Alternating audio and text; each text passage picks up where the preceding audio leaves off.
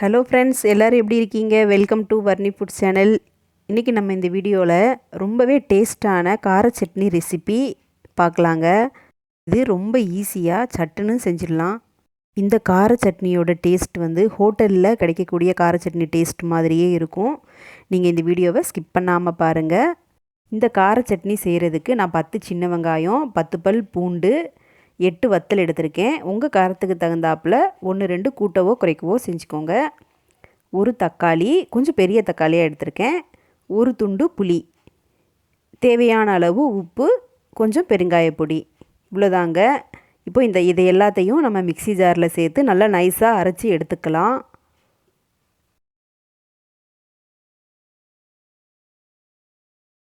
Mixie ஜாரில் சேர்க்குறப்போ தக்காளியை மட்டும் நல்லா கட் பண்ணி போட்டுக்கோங்க. பெருங்காயப்பொடி நான் 2 பிஞ்ச் பெருங்காயப்பொடி போட்டிருக்கேன். இந்த மாதிரி பெருங்காயப்பொடி சேர்த்து பண்ணுறப்ப இந்த கார சட்னியோட டேஸ்ட் ரொம்பவே நல்லாயிருக்கும். இப்போது எல்லாத்தையும் மிக்ஸி ஜாரில் சேர்த்து நல்லா நைஸாக அரைச்சி எடுத்துக்கலாம். தேவையான அளவு மட்டும் தண்ணி ஊற்றி அரைச்சி எடுத்துக்கோங்க.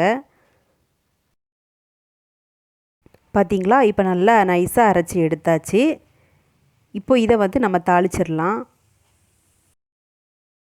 இப்போது ஸ்டவ்வில் ஒரு பேன் வச்சு அதில் நான் 2 டேபிள் ஸ்பூன் நல்லெண்ணெய் சேர்த்துருக்கேங்க. இந்த கார சட்னிக்கு நல்லெண்ணெய் தான் ரொம்ப நல்லாயிருக்கும். எண்ணெய் சூடானதும் 1 ஸ்பூன் கடுகு, 1 ஸ்பூன் உளுந்தம்பருப்பு, கொஞ்சமாக கருவேப்பிலை, இது எல்லாத்தையும் சேர்த்து நல்லா பொரிய வைக்கலாம்.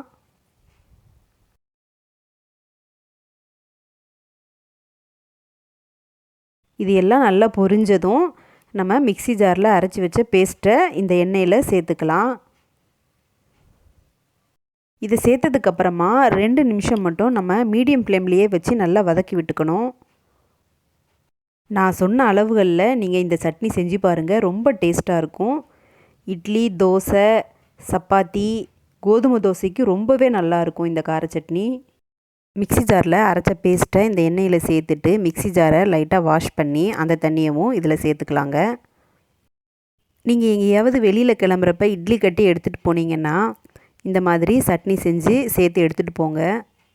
ரொம்ப நல்லாயிருக்கும், 2 நாள் இருந்தாலும் கெடாது. இந்த சட்னி ஒரு தடவை நீங்கள் செஞ்சிட்டிங்கன்னா மறுபடியும் திரும்ப திரும்ப செய்வீங்க. 2 நிமிஷம் மட்டும் வதக்கி விட்டுட்டு ஸ்டவ்வை ஆஃப் பண்ணிக்கலாங்க. பாருங்கள், இப்போது கார சட்னி ரெடி ஆயிடுச்சு. இதேமாதிரி ட்ரை பண்ணி பாருங்கள். இந்த வீடியோ பிடிச்சிருந்துச்சுன்னா லைக் பண்ணுங்கள், ஷேர் பண்ணுங்கள், கமெண்ட் பண்ணுங்கள். வர்ணி ஃபுட் சேனலை மறக்காமல் சப்ஸ்கிரைப் பண்ணிக்கோங்க. இப்போது இந்த சட்னி எப்படி இருக்குன்னு டேஸ்ட் பண்ணி பார்க்கலாம். கார சட்னியோட டேஸ்ட்டு ரொம்ப நல்லா இருக்குது. நார்மலாக 4 இட்லி சாப்பிட்றவங்க கூட 2 இட்லி சேர்த்து சாப்பிடுவாங்க. ட்ரை பண்ணி பாருங்கள். அடுத்த வீடியோவில் சந்திக்கலாம். நன்றி, வணக்கம்.